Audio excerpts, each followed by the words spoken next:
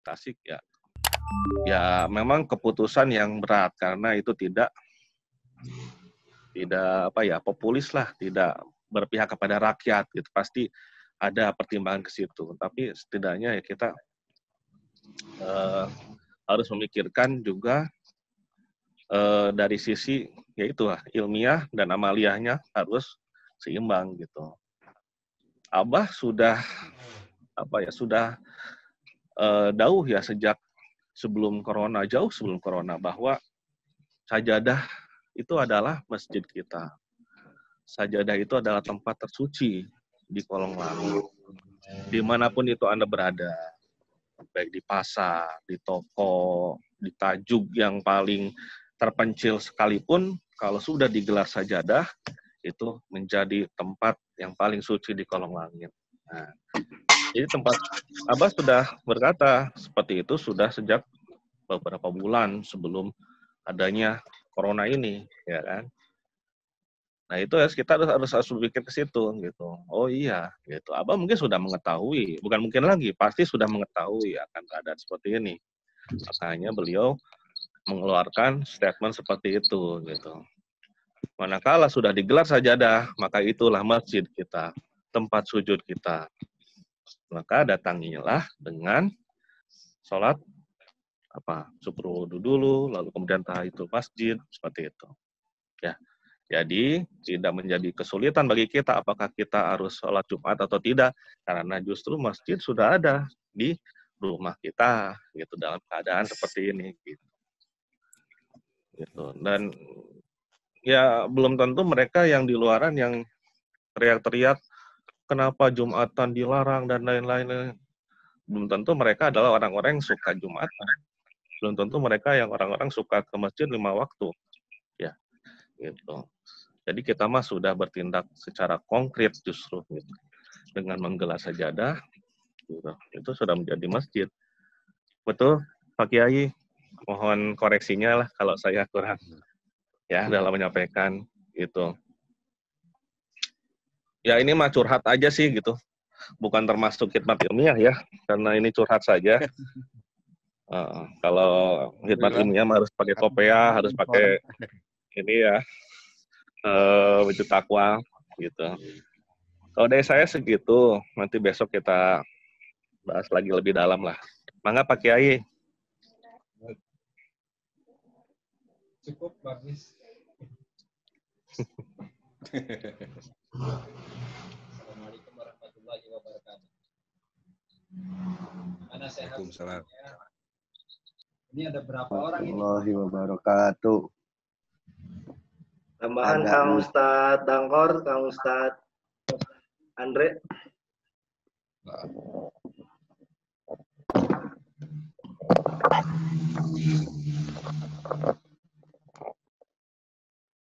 Sembilan orang ya? 9. Ya, alhamdulillah. Gimana? Mau lanjut lagi? Ada pembahasan yang lain? Gimana?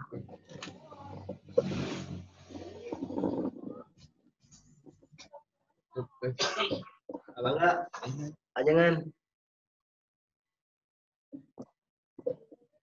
Halo, assalamualaikum. Waalaikumsalam. Waalaikumsalam warahmatullahi wabarakatuh. Ini sudah kedengaran ya? Jelas Kiai, jelas. Ini hanya Kiai, udah. Santai-santai saja. Santai-santai saja.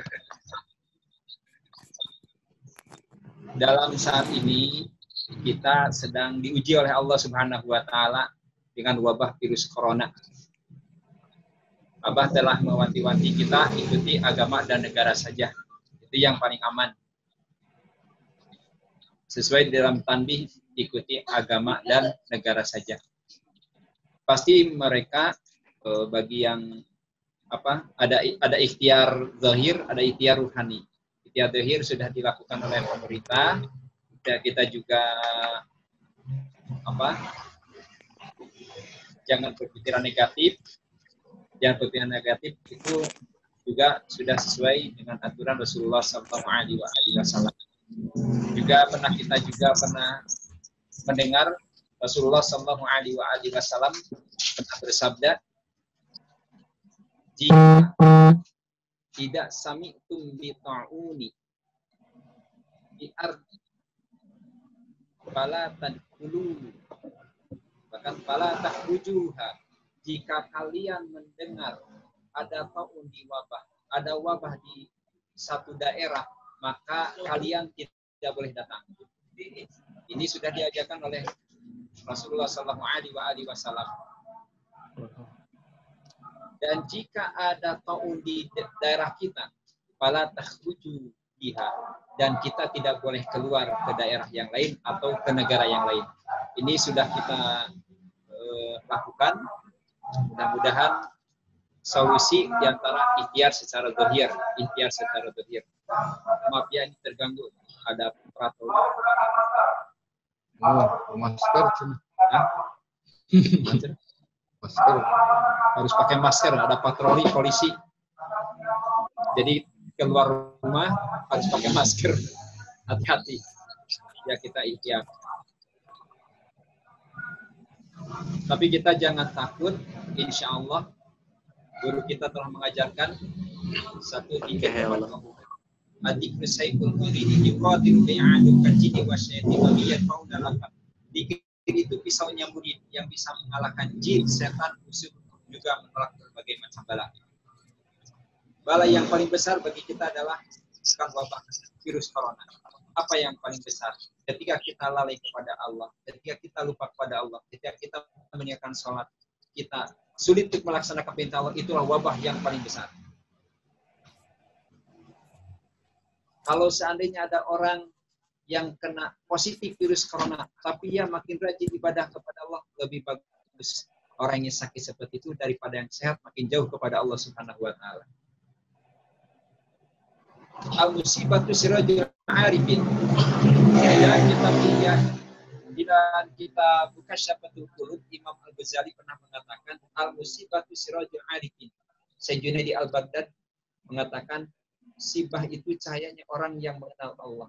Musibah itu, ujian itu adalah cahayanya bagi orang yang ma'rifat kepada Allah. Kenapa? Dengan adanya ujian, dengan adanya musibah, makin dekat sama Allah, makin muntah, makin patuh ke Allah Subhanahu wa taala. Bahkan di dalam kitab Kasyafatul Qulub, barang siapa yang selama 40 hari tidak diuji oleh Allah, maka mereka adalah sangat rugi. Tapi barang siapa yang diuji oleh Allah selama 40 hari, baik sakit atau ada masalah yang lain, maka itu adalah kebaikan di sisi Allah Subhanahu wa taala. Jadi kita ambil hikmahnya, ternyata dengan adanya ujian ini kita makin dekat pada Allah. Tapi bagusnya jangan ketika ada ujian kita makin dekat, ketika tidak ada ujian kita makin jauh kepada Allah. Justru sebaliknya, tidak sedikit ada orang yang tidak diuji kepada Allah, malah makin jauh kepada Allah. Mungkin pernah kita tahu, ada orang seperti ini, misalkan, ada seorang datang kepada Ustaz, saya minta wirid, minta zikir, untuk apa?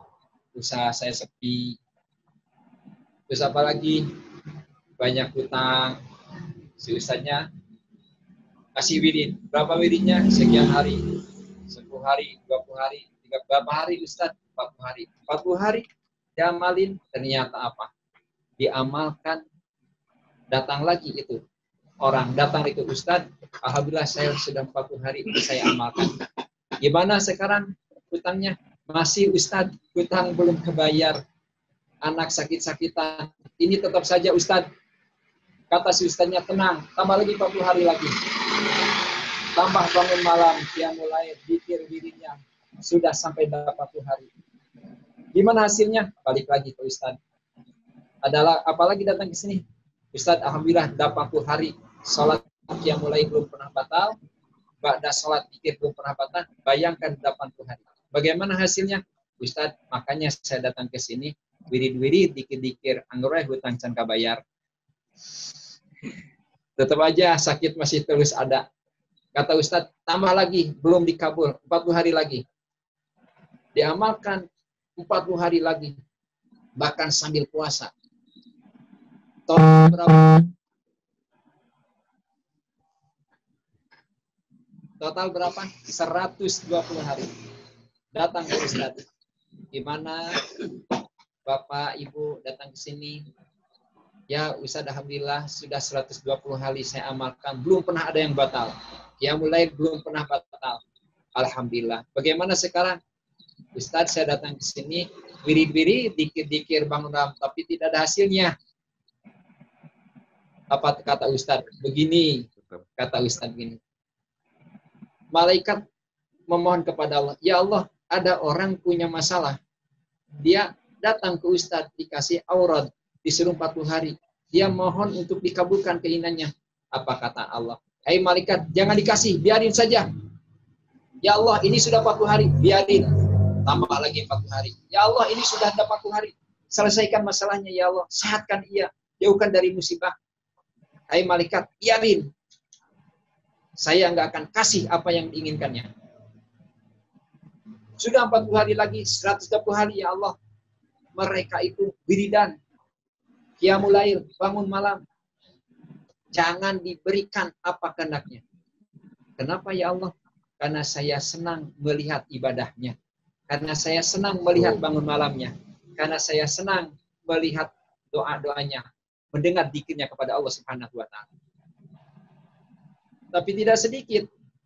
Ada datang ke Ustadz, Ustadz saya punya masalah, minta wirid, minta amalan. Nih saya kasih, berapa Ustadz? Berapa hari? 40 hari.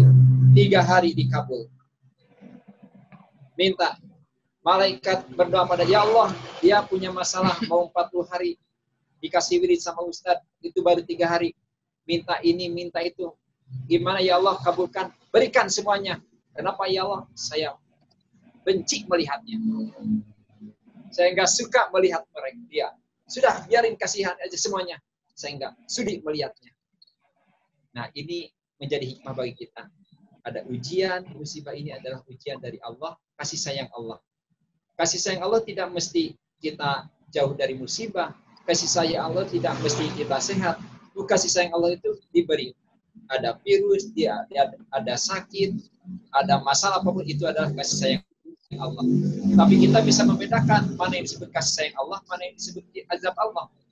Kasih sayang Allah ketika orang tersebut diuji oleh Allah, dia makin dekat pada Allah, maka ujian itu adalah kasih sayang. Ketika ada musibah, terus dia sakit, tapi dia makin jauh kepada Allah, maka itu bukan kasih sayang Allah, tapi azab dari Allah Subhanahu wa Ta'ala.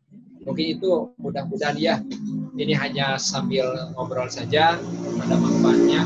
Jadi kalau ada misalkan ini guru kita pengasah abah mengajarkan kita manakib, itu adalah obat apa? Dalam manakib itu saya belum Qadir jalani, ada taun, rumput-rumputnya jadi obat, airnya jadi obat, zikir obat, salawat, Allahumma sa'an, semuanya, terus Bismillahirrahmanirrahim, itu adalah tameng. Tapi kalau kenapa ya suka manakib, suka zikir, suka wirid, tapi kena positif, misalkan kena virus corona, jangan disalahkan zikir, wirid apa yang dikasih abah. Itu adalah kasih sayang Allah. Itu kasih sayang Allah. Yang paling bahaya adalah kita makin jauh kepada Allah Subhanahu wa Ta'ala. Jangankan begitu, Umar bin Khattab radhiyallahu anhu. Umar bin Khattab itu seorang yang cinta sama Allah. Apakah dia ahli zikir? Jelas, dia ahli zikir. Ya ahli masjid. Ahli rajin sholat berjamaah. Ahli wirid. Ya, bahkan kalau Umar bin Khattab radhiyallahu anhu itu jalan kaki, terdengar suara kakinya, gerak langkahnya, setan itu lari mendengar langkah kakinya Umar bin Khattab. Setan itu takut hanya mendengar langkahnya Umar bin Khattab. Tapi kenapa ketika Umar bin Khattab mau masuk ke negara Syam dan ia mendengar ada taun di negara Syam, Umar bin Khattab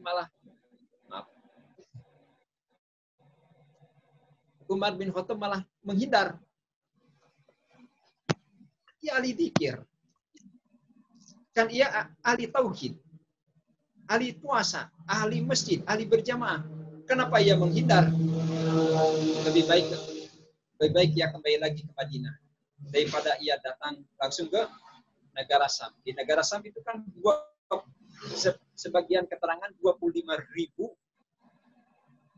masyarakat meninggal dunia karena wabah taun. Umar bin Khattab menghindar. Tapi berbeda. Siapa? Siapa yang berbeda? Yaitu Abu Ubaidah Al-Jarrah. Abu Ubaidah berbeda lagi. Dia lebih masuk aja ke negara Sam, tetap tinggal di negara Sam. Dia kan pasti ahli berjamaah. Dia ahli salat, ahli tikya, ahli wirid. Tapi tetap kena musibah. Kena taun. Kita yang ahli zikir, ahli wirid, hebat mana sama mereka? Hebat mereka. Makanya ada dua mau mengikuti Abu Ubaidah, mau Umar bin Khattab, bahkan Amr bin As. Amr bin As itu yaitu ketika di negara Sam, wabah ketika ada di negara Sam, ketika oleh Amr bin As, maka wabah tidak ada. Karena solusinya Umar bin As gimana ke masyarakat di sana? Wabah itu bagaikan api yang bisa melahap apapun yang ada. Makanya masyarakat pada waktu itu oleh Amr bin As disuruh untuk ke lereng-lereng gunung. Jauh, jangan ke sini. Masing-masing pergi menjauh ke lereng-lereng gunung. Dan itulah bisa memperkecil orang-orang yang telah meninggal. Ini ada 3 istihadnya. Istihadnya Abu Ubaidah, istihadnya Amr bin As, yaitu pergi ke lereng-lereng gunung. Umar bin Khattab, yaitu jangan datang ke tempat itu. Jadi kita mudah-mudahan di medsos Haramiyah, di medsos Haramiyah salah ini salah kita, semuanya juga nggak ada yang salah, semuanya benar. Tapi bagaimana kita menyikapi? Pokoknya apa musibah yang paling besar bagi kita adalah makin jauh kepada Allah, makin dekat kepada Allah. Itu aja. Mudah-mudahan ada manfaatnya. Assalamualaikum warahmatullahi wabarakatuh. Amin. Waalaikumsalam warahmatullahi Waalaikumsalam. Dilanjut sama Kang Ustadz Dangkor. Alhamdulillah. Turun sadayana. Kita lanjut lagi aktivitas masing-masing. Wassalamualaikum warahmatullahi wabarakatuh. Waalaikumsalam. Besok jam berapa Pak Daus manakib lagi? Jam 9. Nah, jam 9 kasih tahu yang lain yang ada hadir di sini, kasih tahu besok Penpek gue. acara. Di fanpage ya. Kenapa Kang? Di fanpage linknya. Oh iya, siap. Oke, siap. Assalamualaikum warahmatullahi wabarakatuh.